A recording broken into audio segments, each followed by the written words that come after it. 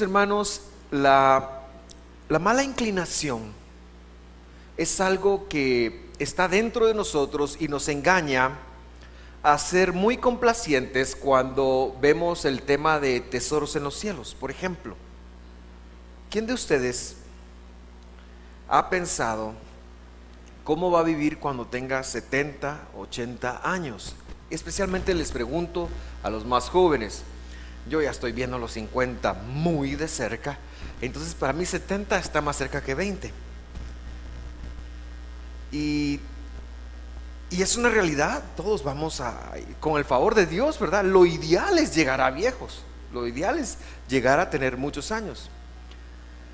Y hay un contexto, un versículo en la Biblia, un concepto bien interesante que dice: mira la hormiga, oh perezoso, cómo ella se esfuerza en el verano para recoger para el invierno. Y entonces nos cuesta ver y pensar en cómo vamos a vivir, y tenemos que hacer un fondo para proveer para nuestra vida cuando ya no tengamos las fuerzas de trabajo.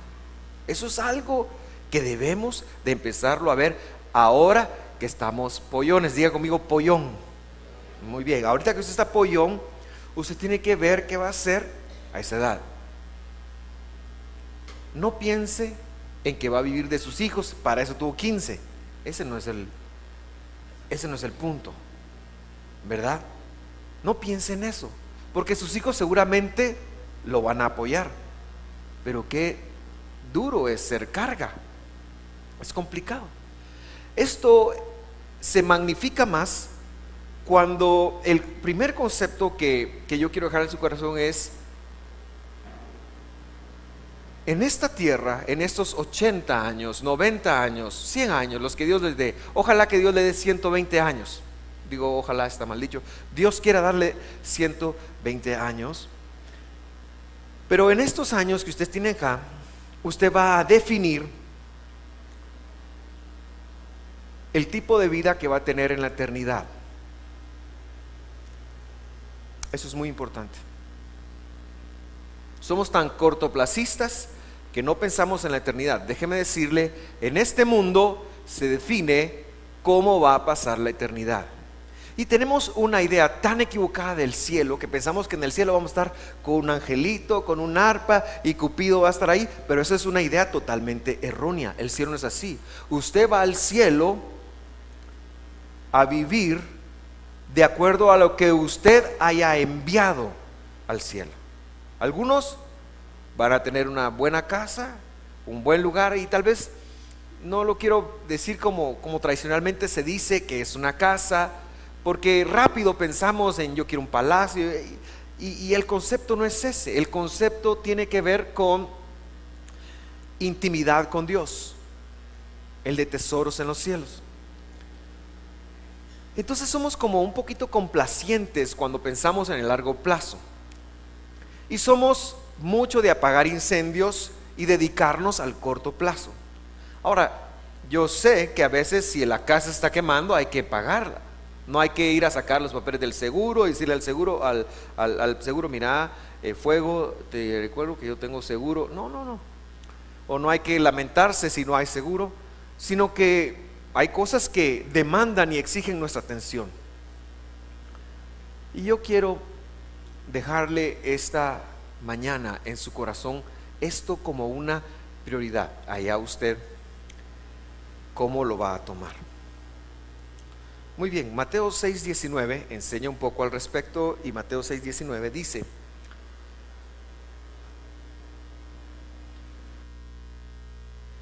si usted trajo Biblia, le voy a dar el chance que si lo quiere buscar, está bien.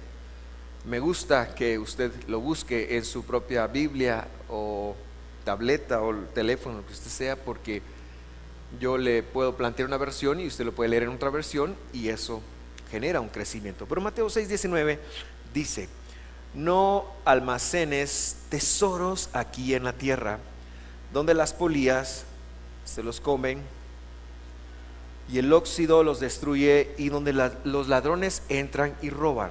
Está hablando de no poner nuestro patrimonio en lo temporal únicamente. Está hablando de empezar a pensar en tener un patrimonio espiritual. Nada trajimos, nada nos vamos a llevar.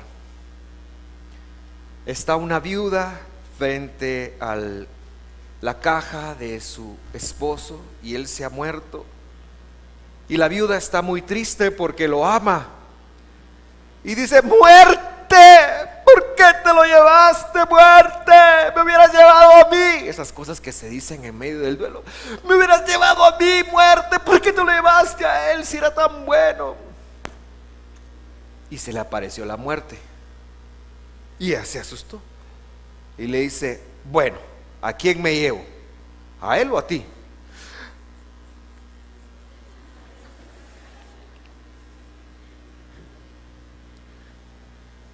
Ya muerto uno, ¿para qué quiere la vida? Ya no se puede hacer nada. Y de verdad, todo lo que es importante aquí, a saber si va a ser importante ahí, en ese momento. En ese momento. El versículo, la porción sigue diciendo: almacena tus tesoros, tu patrimonio en el cielo. Está hablando de dos conceptos. Hemos hablado de esto: lo espiritual y lo físico.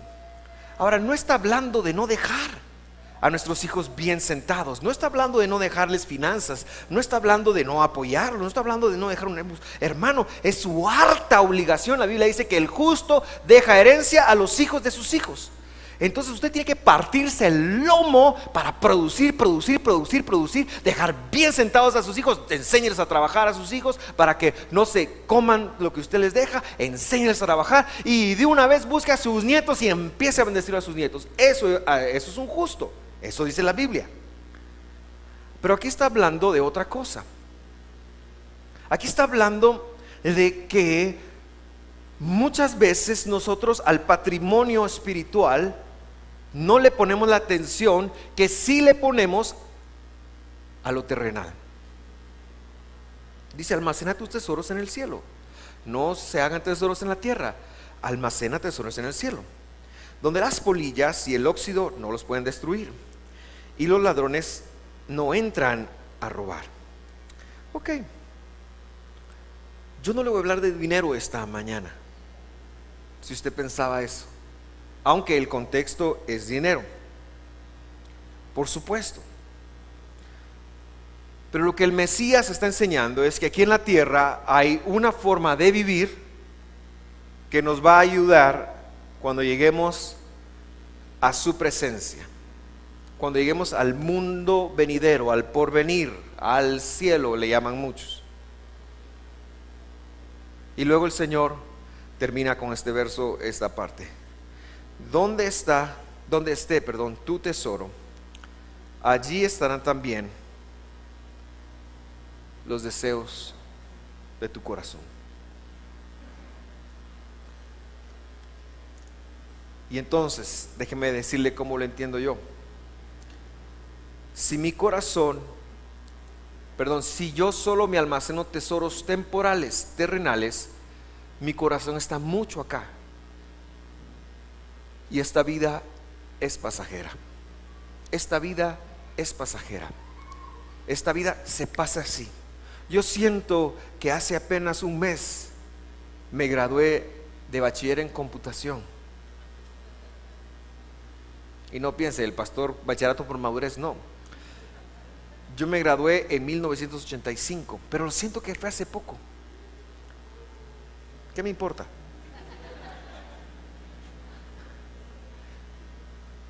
Yo siento que fue hace unos, me estaba recordando muchas cosas en mi vida y siento que fue hace tan poco. La vida se pasa demasiado pronto. La vida se pasa demasiado pronto. Poco a poco las prioridades van cambiando. Los patojos son algo atarantados, déjeme decirle por qué. Porque sienten que siempre van a ser jóvenes y no hacen las cosas que tienen que hacer cuando las tienen que hacer. Y ya cuando tienen más de 25, 26 años, la U era importante, hay que estudiar. No, antes había que hacerlo. Es más difícil. Me pasé llevando un montón, ¿verdad? ¡Qué bueno está! Y entonces pensamos que somos eternos. Ese es mi punto, quizás, más que nada. Y tendemos a poner las cosas, tenemos que almacenar solo aquí. Y lo que Dios está enseñándonos es que hay que almacenar. La pregunta es, ¿cómo hacemos para almacenar? Este pasaje tiene por contexto: busca primero el reino de Dios y su justicia. Pero eso es un tema que ya hemos cubierto. Me voy a Juan, capítulo 15, para tratar de transmitir lo que estoy queriendo decirle. Y este capítulo 15 sucede precisamente en ese mismo momento en donde Jesús ha cenado con sus discípulos, le ha lavado los pies y ahora les está enseñando. Están a punto de irse al monte del Getsemaní. Han tenido la cena del Señor y les enseña un montón de conceptos. Y hay un concepto muy interesante que Él les da, y Él les dice: yo soy la vid verdadera. Y toma la figura. Yo no sé si usted alguna vez ha visto un viñedo o una planta de uva, pero la uva no es como árbol. Hace muchos años venía yo entre Estados Unidos y Guatemala, y pasamos por un estado mexicano que se llama Oaxaca, y venía con dos norteamericanos, uno que ya había estado en Guatemala y sabía bastante, y otro que no muy, ¿verdad? Y entonces cuando yo empiezo a notar unas cositas, son como 2 horas que uno pasa y hay unas cositas saliendo de la tierra, muchos cultivos de piña. Y entonces yo le digo al americano, que no sabía mucho: ¿nunca has visto un árbol de piña?, le digo yo. Ahora, yo no sabía que la piña tampoco crecía en árbol, yo ahí me enteré. ¿Nunca has visto un árbol de piña? No, me dijo. Son grandes, le dije yo. Son como las secoyas, le digo yo. ¿De verdad? Me dice, sí, son grandes. Y mi otro amigo que iba ahí se me queda viendo, y gracias a Dios siguió con la broma. Y sí, yo voy a hablar en la piña. Y en eso vamos a pararnos, digo, aquí hay mucha piña. Y entonces mi amigo, que era algo aventado, medio masticaba un poquito el español, porque cuando hay mucha piña, ¿qué venden esos puestitos de fruta? Pues piña, ¿va? Entonces nos bajamos a comer una piña deliciosa, muy dulce. Y entonces nos bajamos, y mi amigo vio las piñas y se le queda viendo a la persona que está vendiendo. ¿Dónde está el árbol de piña?, le dice. Y mi amigo mexicano se le queda viendo y se empezó a reír en su cara, literalmente. Y se me queda viendo a mí. Y ya sabrá usted el fin de la historia. Pues nos reímos un poco. Las uvas son muy interesantes porque no tiene tronco, no tiene árbol, sino son como ramas, les llaman pámpanos, creo yo. Y en mi casa, en la casa de mi niñez, se empezó a dar una mata que parecía whisky, para que usted tenga una idea, y se empezó a enrollar por todo el segundo nivel de una malla que había ahí. Y cuando fuimos a ver, eran uvas, y mi mamá estaba contenta hasta que probó las uvas. Se podía hacer vinagre con esas uvas. Eran más ácidas de lo que yo recuerdo. Y esa es la figura que Jesús está tratando de dejar en sus discípulos. Miren, al final del día, la bebida más importante del primer siglo era el vino. El vino, esa era la bebida de los reyes, era la bebida importante, era la bebida del protocolo. Había agua o había vino. El vino era muy importante. Y el vino venía de las uvas. Y lo que Jesús dice: yo soy la vid. Y esa enseñanza la empieza a dejar para que nosotros empecemos a entender que si no estamos conectados a Él, no podemos hacer nada. Y entonces les dice esto: ciertamente, dice el versículo 5, yo soy la vid, ustedes son las ramas. Y el trabajo de las ramas en la vid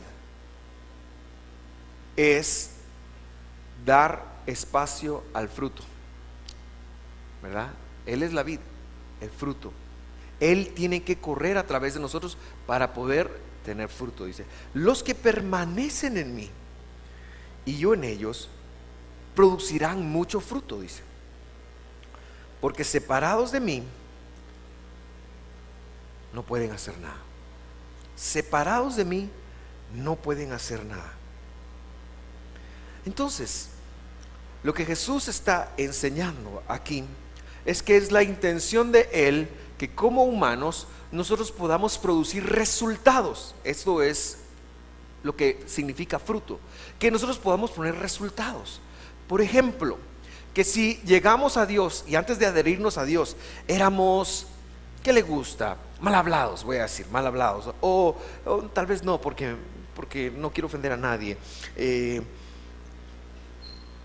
atarantados, no atarantados, no, mejor no, depresivos. Antes de llegar a Dios éramos depresivos, antes de conectar con Jesús éramos depresivos. La idea es que cuando nosotros nos injertamos en Jesús, permitamos que su savia corra en nuestro ser para que produzcamos un fruto distinto al que estamos produciendo. A lo mejor éramos como las uvas agrias de la casa de mi niñez, pero la idea era que si nosotros nos pegamos al Señor, producir un efecto distinto, un resultado distinto. Querido hermano, qué mal es llegar al Señor y menospreciar su enseñanza de tal manera que nos quedemos siendo los mismos que éramos cuando lo conocimos. No está bien, no está bien ser los mismos cristianos de hace un año, de hace 10, de hace 20 con las mismas mañas. No está bien. Necesitamos renovar el entendimiento, necesitamos abrirnos al cambio, necesitamos enfrentar nuestros issues, nuestros problemas, nuestras situaciones, nuestra forma de pensar limitada. Necesitamos cambiar. Es lo que está diciendo. Y lo que Jesús está diciendo es que si nosotros nos conectamos a Él, si nos pegamos a Él, entonces vamos realmente a producir un buen fruto, un buen resultado. Entonces, si tú no estás cambiando, yo te invito a evaluar a quién estás pegado. Porque podría ser que pienses que estás pegado a Jesús, pero ya lo tomas como, estar pegado es ir a la iglesia, cantar un ratito. No, hermano, la vida cristiana es que usted viene aquí y hacemos lo que hacemos, pero usted se va con una verdad distinta para irla a aplicar en su vida semana a semana, para ir a conquistar el yo negativo, para ir a cortar, para sacar de usted la savia negativa.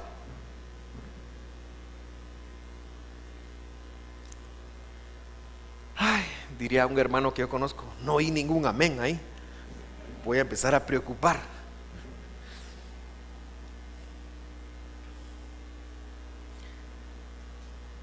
Y lo que está diciendo entonces es que nosotros tenemos que plegarnos a Él de tal manera que podamos seguirlo. Me adelanto hasta el versículo 10. El versículo 10 dice: cuando obedecen mis mandamientos, permanecen en mi amor, así como yo obedezco los mandamientos de mi Padre y permanezco en su amor. Cuando obedecen mis mandamientos, o sea que Jesús enseñó una serie de instrucciones que les dio una correcta interpretación, que hace que cuando nosotros empecemos a obedecerlo, no porque nos gustan o nos sentimos bien, no porque sea agradable, sino porque es Dios el que nos está diciendo: mira, tienes que transformarte. Cuando yo empecé a estudiar, empecé en el nivel párvulos, y de ahí de una vez a primero. Ahora los niños empiezan a estudiar en el vientre de la mamá, ¿verdad? La mamá tiene que ir al colegio y le ponen audífonos y está oyendo. Estoy exagerando, pero realmente empiezan muy chicos. Yo empecé en párvulos y recuerdo que pues yo soy el hijo mayor, ¿verdad? Entonces mi hermana pequeña siempre dice que echando a perder se aprende. Ese es el problema de todos los hijos mayores, ¿verdad? Y me imagino que mi mamá estaba algo aprensiva, qué sé yo, pero yo no quería ir al colegio. Yo no quería ir al colegio. Yo no quería ir al colegio. Y recuerdo que, bueno, yo no recuerdo, ella lo cuenta, yo no recuerdo. Dice que me compró una bicicleta con rueditas y que tenía flecos, y que ella me dijo, tratando de manipularme, ¿verdad? Si vas al colegio, puedes montarla. De verdad. Dice que, pero de igual manera, el día que llegó el colegio, yo no lo había montado, dice ella, yo no recuerdo esto, pero ella me cuenta. Dice que yo llegué y de todas maneras me puse a llorar y le monté un drama ahí con la... Yo no recuerdo eso, me conviene no recordarlo. Y le monté un drama. Y ya después dice que mis hermanas, ellas dicen, no tengo ningún problema. Claro, le digo, si ustedes experimentan con uno, ustedes son los tatas inseguros con el mayor, de plano, le digo, culpa tiene uno de ser el primero. Por eso es que el primogénito se consagraba al Señor, porque era el más traumado. Entonces, pero solo en los varones, las mujeres no sé por qué no se trauman siendo las mayores. Bueno, ok.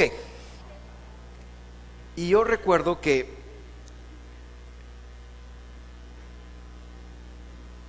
un día me dijo, si volvés a llorar, te cae. Eso sí funcionó. Eso sí funcionó. Queridos hermanos, nosotros podemos aprender la vida así, a porrazo limpio. Usted puede aprender que si usted agarra el gas de su casa y lo abre y enciende un fósforo, puede estallar. Lo puede aprender por las buenas o lo puede aprender por las malas. Todo en la vida es así. Podemos aprender o por las buenas o podemos aprender por las malas. La intención de Dios con darnos su palabra es que aprendamos por las buenas, aunque no nos guste, aunque no se sienta agradable, aunque cueste confiar en Dios, porque lo que Dios nos pide es que nos expongamos a confiar en Él. Es que nos expongamos. Confiar en alguien más aparte de mis habilidades es muy difícil. Poner mi confianza en alguien más es muy difícil. Por eso es que en las parejas, por ejemplo, hay celos, porque no confiamos. No tiene tanto que ver con lo que está haciendo la otra persona. O sea, si la otra persona está haciendo algo, ese es... ya me metí a camisa de once varas. Olvide que dije eso. Otro día le voy a contar de eso, sin promesa. Entonces, confiar en alguien más es muy difícil, es complicado. Por ejemplo, usted invita a alguien a la iglesia. ¿Será que me puedes acompañar a la iglesia? Creo que sí. Usted sabe que vas a venir a la actividad de matrimonios. Tal vez. Usted sabe que la cosa está trompuda ahí, ¿verdad? Confiar en las personas. Y por eso la escritura dice, maldito el hombre que confía en el hombre. Es complicado. ¿En quién debemos de confiar? Pero hay un problema con Dios. Hay un problema con Dios. Si usted viene conmigo y me dice, pastor, présteme 100 pesos. Ok, usted lo está viendo. Yo me saco la billetera y digo, un quetzal tengo, hermano, con mucho gusto. Entonces, pero usted ya sabía que tenerse. Pero a Dios no lo vemos. A Dios no lo vemos. Y cuando las cosas no salen bien, ¿a dónde le podemos ir a reclamar? ¿Cómo nos peleamos con Dios? ¿Cómo hacemos eso? Es muy complicado. Pero Dios ha empeñado su palabra. Se llaman sus mandamientos. Y entonces lo que nos está enseñando el Mesías es que cuando yo permanezco en sus mandamientos, cuando yo permanezco en sus enseñanzas, yo estoy haciendo tesoros en los cielos. No lo busque, rápidamente lea conmigo el Salmo 119, versículo 11.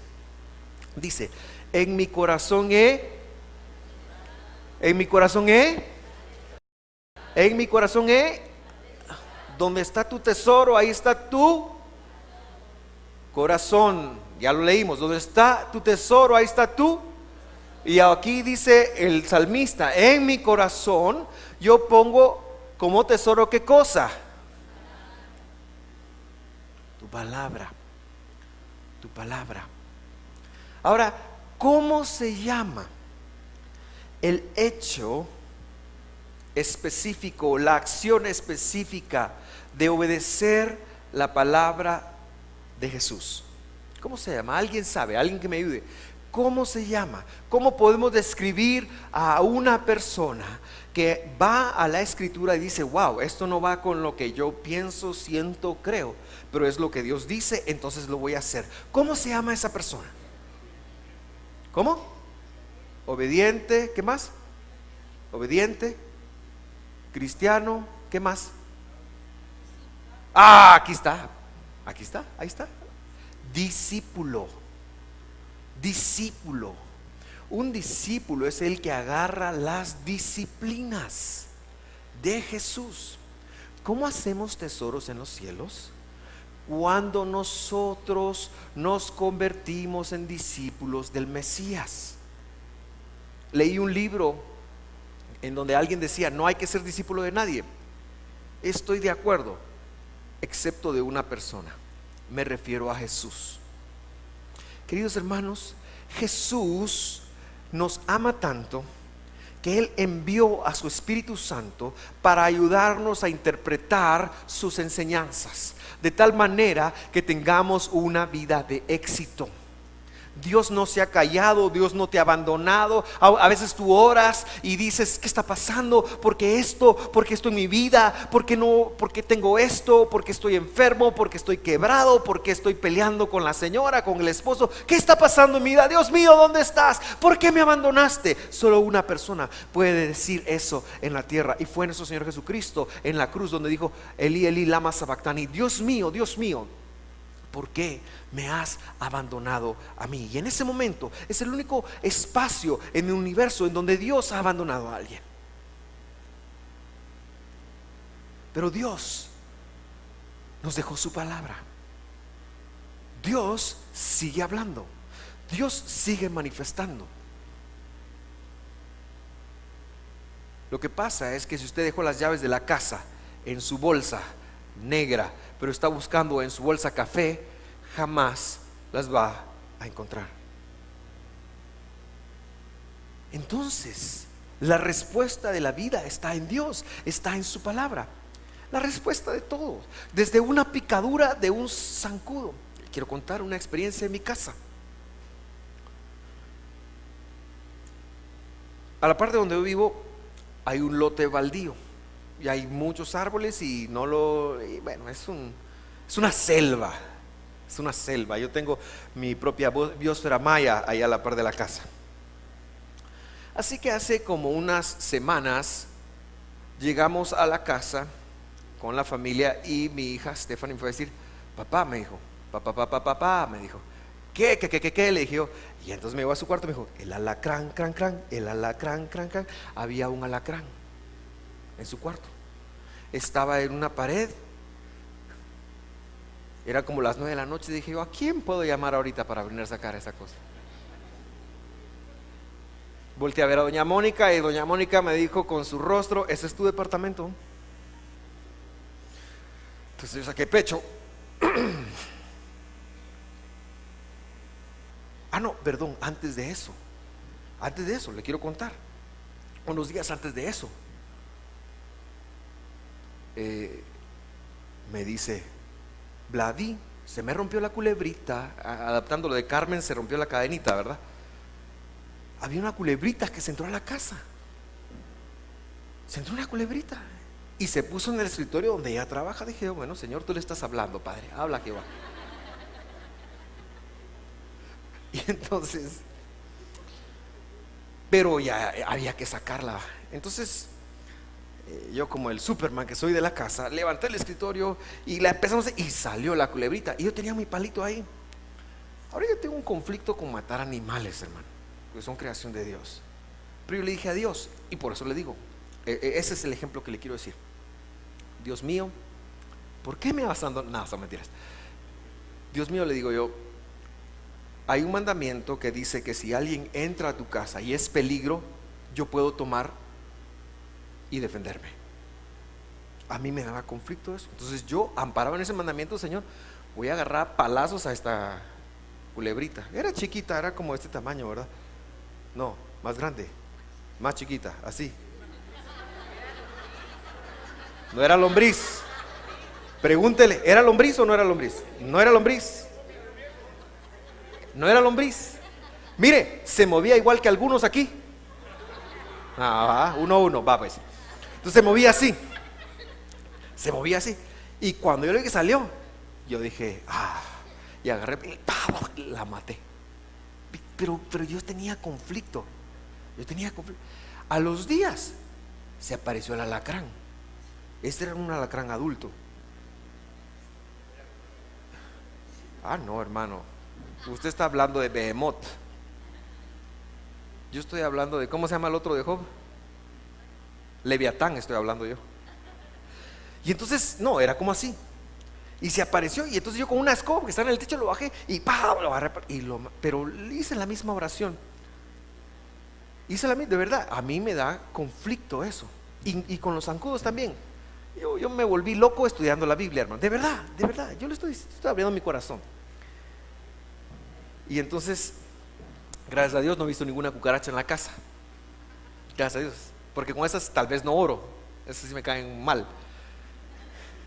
Y entonces lo maté, lo saqué y ya, se fue. Bueno, no se fue, yo lo saqué.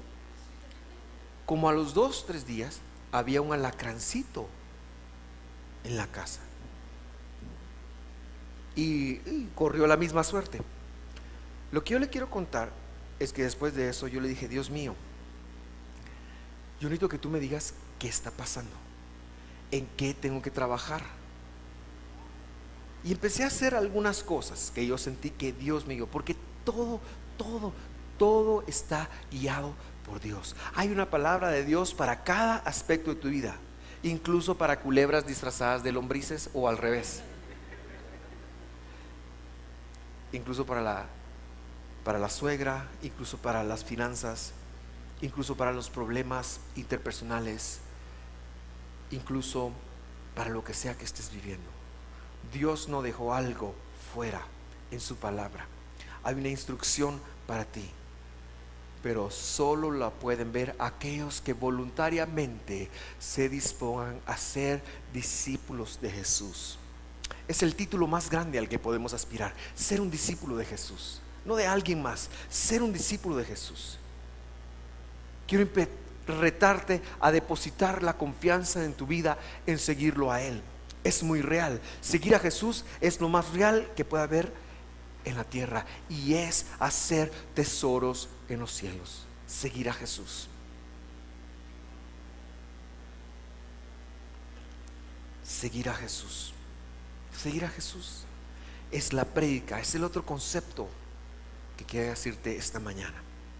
Ahora, quiero aterrizar en algo, y para ello vuelvo a Juan, capítulo 12. Le recuerdo que en el 10 Jesús dijo: cuando obedecen mis mandamientos, permanecen en mi amor.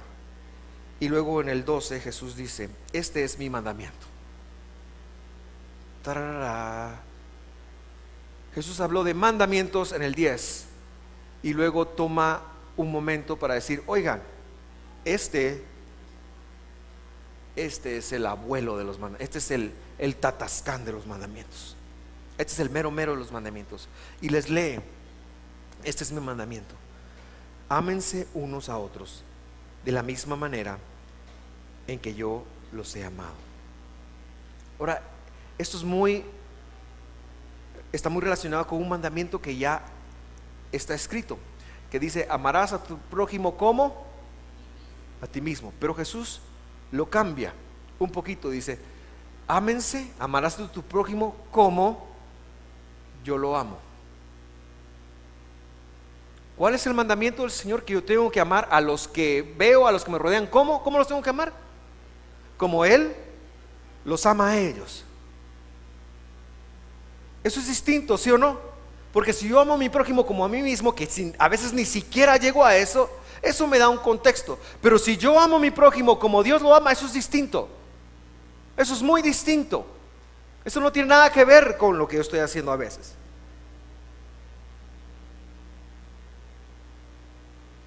Mi punto es este: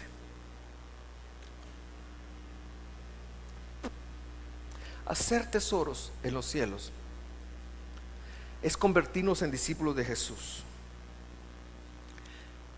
y por lo tanto amar a los demás como Él los ama.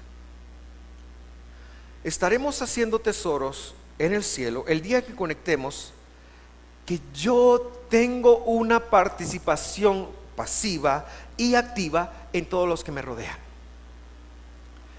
Yo estaré siendo discípulo de Jesús el día que yo conecte que debo de seguirlo de tal manera que todas aquellas personas que yo conozco a lo largo de la vida tienen algo que ver en mi vida. Los que me caen bien y los que me caen mal. Los que entran a mi vida 5 minutos, como los que están para la eternidad. Yo tengo algo de Dios que debo dejar en la vida de alguien más, en la vida de todos los que me rodean. Activa y pasivamente. Pasivamente, me explico. ¿Qué es tener una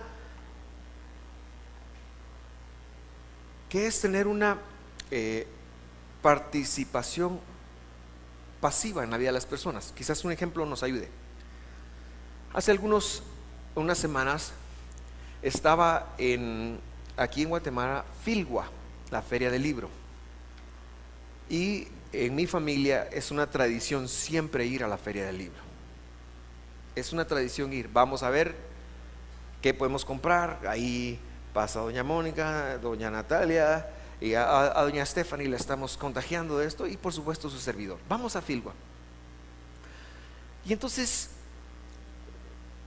como yo soy clásico hombre, ¿verdad? Yo digo que no hay nada, o sí, un libro, me voy ya. Y las señoras son clásicas mujeres, van a ver y esto y dónde, y comparan precios. Qué bueno, ¿verdad? Gloria a Dios.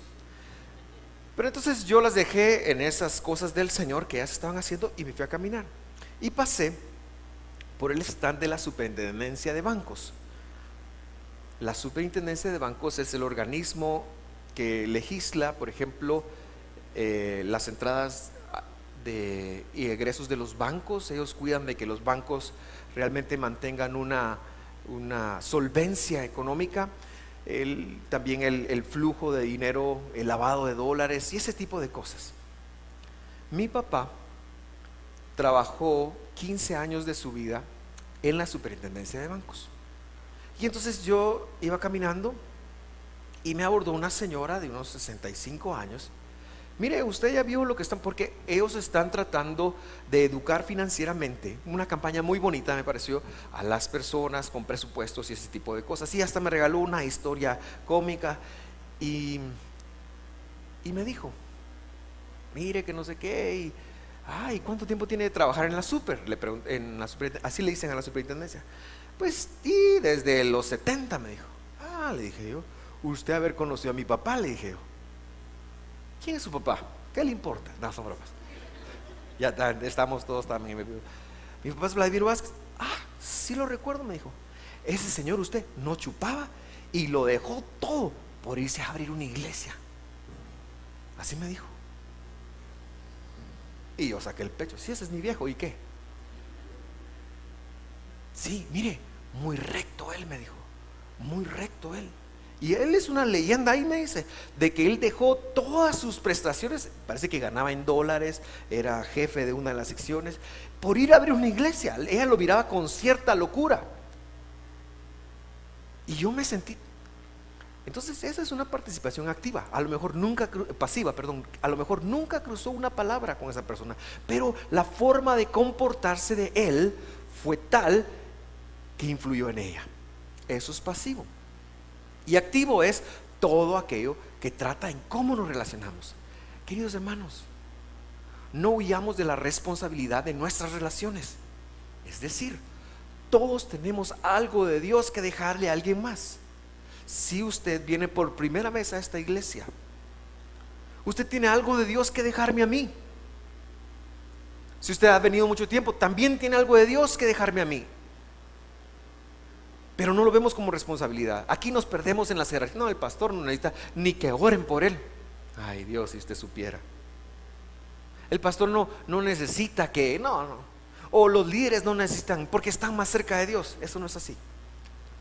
Queridos hermanos, todos tenemos algo de Dios que podemos dejar activamente sobre las personas. Lo que pasa es que andamos tan ensimismados en nuestras propias necesidades, frustraciones, deseos, sueños temporales, que no nos damos cuenta que esto es algo que trasciende lo temporal, esto es algo que trasciende lo físico, es espiritual. Pero que cuando yo me proyecto a alguien de una forma, voy a dejar algo de Dios en esa persona. Tengo esa responsabilidad.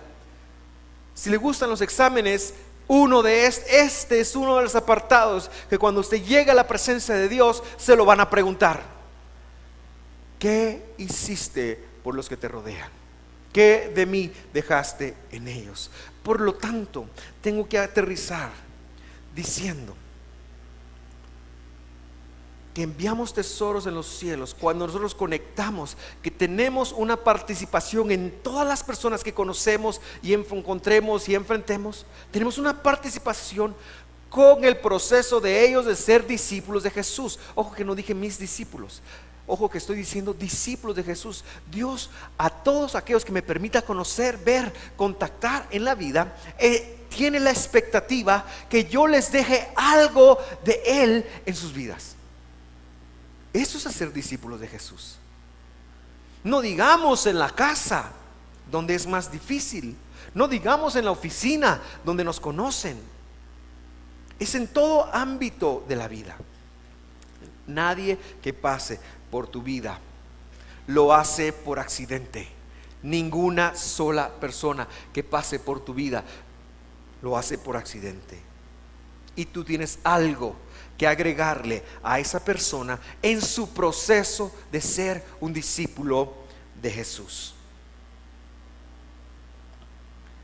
Jesús lo enseñó con este versículo y es en el cual yo quería aterrizar, que usted lo ha oído muchas veces, que usted lo ha leído predicar. Por eso le decía yo que este tema lo hemos predicado muchas veces.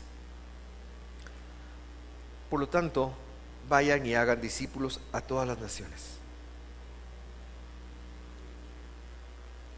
Es decir, que si usted se va de viaje, uno cuando se va de viaje, se va de vacaciones, uno desconecta, ¿sí o no? Aunque se vaya de vacaciones a Matitlán, uno quiere desconectar y está bien desconectar, pero quiero que sepa que si usted se relaciona con alguien en este viaje, Dios espera que usted le deje algo de Jesús a esa persona. Queridos hermanos, tendemos a minimizar la importancia de esto en nuestras vidas. Tendemos a pensar que el hacer discípulo es una cuestión del pastor, de los líderes, de los que están bien con Dios. ¿Quién está bien con Dios completamente? No sé si hay alguien. Tendemos a pensar que el hacer discípulos es para cualquier otra persona, pero no para mí. Yo le estoy hablando que usted no tiene que hacer ningún discípulo suyo, ningún discípulo de esta iglesia, pero usted tiene algo en usted para ayudar a las personas que lo rodean en su proceso de ser discípulos de Jesús. Sobre eso sí lo van a evaluar. Y quiero cerrar con este punto y luego vamos a hacer una acción en función de esto. La Biblia, y ya lo vimos, dice que donde está tu tesoro está tu corazón. Yo le cambio nombre a la palabra tesoro y le pongo patrimonio. Y cuando inicié esta charla decía que todos tenemos un tiempo para acumular tesoros, por ejemplo, para vivir de ellos aquí en la tierra. Si su meta en la vida, por ejemplo, es vivir del IX, está bien, pero acondicione su presupuesto a eso. Recuerde la inflación, etcétera, etcétera. Si usted no tiene una meta para su vejez, por lo menos hoy reaccione y diga: no, yo tengo que hacer algo para mi vejez, voy a empezar a ahorrar, voy a hacer algo. Pero yo lo que quiero decirle es que usted haga algo para su eternidad, que aumente su patrimonio en la eternidad. ¿Y sabe cómo funciona esto? Cuando usted ora y le pide algo a Dios, ¿de dónde cree que Dios responde? Dios va a su patrimonio, el que usted ha enviado. Dios va a lo que usted le ha enviado, con ser discípulo, con ser obediente, con sus dádivas y con alcanzar a otros. Así enviamos tesoros al cielo. Dios va y dice: este como que no tiene fondos, vos, o como que sí tiene fondos. Entonces la idea que yo le quiero dejar a su corazón es que usted incremente su patrimonio de tal manera que pueda vivir de los intereses, para que cuando llegue al cielo usted pueda disfrutar de todo, en lugar de estarse gastando su patrimonio aquí en la tierra. Mi consejo es que usted sea tan inversionista en el cielo, que si el cielo está pagando el 10,000%, parece que ese es el interés en el cielo, es un poquito mejor del interés aquí en la tierra, ¿verdad? ¿Cuánto pagan los bancos? Marco estaba orgulloso: yo tengo el 8%, me dijo un día. Yo le dije: yo tengo el 1,000%, el 10,000%, porque dice la Biblia que Dios paga al 100 por 1, eso es 10,000%, así dice la Biblia. Ya saliste, va, Maco. ¿Qué estabas haciendo? No, bromas, Maco. Entonces, si usted envía algo al cielo, allá se lo van a pagar al 10,000% y va a ir a su tesoro. Y usted va a poder vivir de los intereses. Supóngase que usted en intereses recibe todo lo que necesita para vivir. Ni siquiera se va a gastar su patrimonio. Cuando usted llegue, allá va a estar intacto y lo va a usar y va a ser de bendición. No nos enfoquemos solo en el mundo físico. Empecemos a llenar el cielo.